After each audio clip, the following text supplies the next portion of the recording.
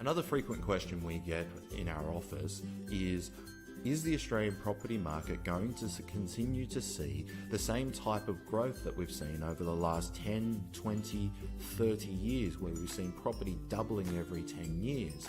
And if that's going to be the case, what's going to be the key drivers that are going to boost this growth and see it continue?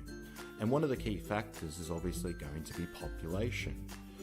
Now, the interesting thing about the Australian population that we noticed once we did a bit of research through the Australian Bureau of Statistics is that they made a prediction in 1997 that Australia's 2051, so a 40-year prediction, was going to be 26.4 million people.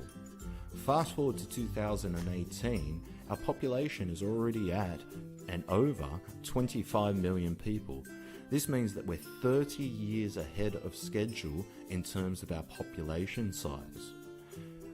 The ABS reviewed this prediction in 2012 and made another 40-year prediction, saying that our population was going to be within the range of just under 37 million and just over 48 million.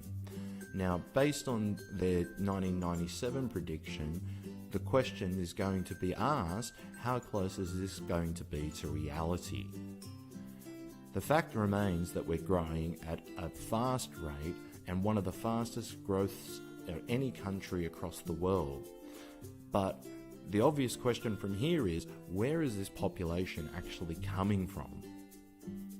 Recently, we were lucky enough to partner with Mark McCrindle, who is a social demographer featured on multiple television shows as well as his own TED Talk. And some of the information that he shared with us really struck a chord with me. Essentially, what he showed was Australia's population growth is not primarily coming from our natural increase. In fact, that only represents 42% of our population growth. The main driver of Australia's population growth has been net overseas migration. And the other question that he answered that was really interesting is, where is this population, where are these people that are migrating to Australia looking to live? And the answer was, it was on the western side of Australia, which only represents 0.7% of growth within that state against an average across the country of 1.6%. It wasn't in Northern Territory, nor South Australia. The majority of migrants are looking to move towards the eastern side of Australia, with Queensland 1.5%, New South Wales 1.5%, Victoria 2.4%. So why are people looking to move towards the eastern states of Australia? Well, put simply, this is where the vast majority of amenities and infrastructure and jobs are. And the people that are migrating to Australia are looking to be in close proximity and, most importantly, live in close proximity to all of these. So whilst Australia is a very geographically dispersed country, the focus of the population is towards the urban centres along the coastlines.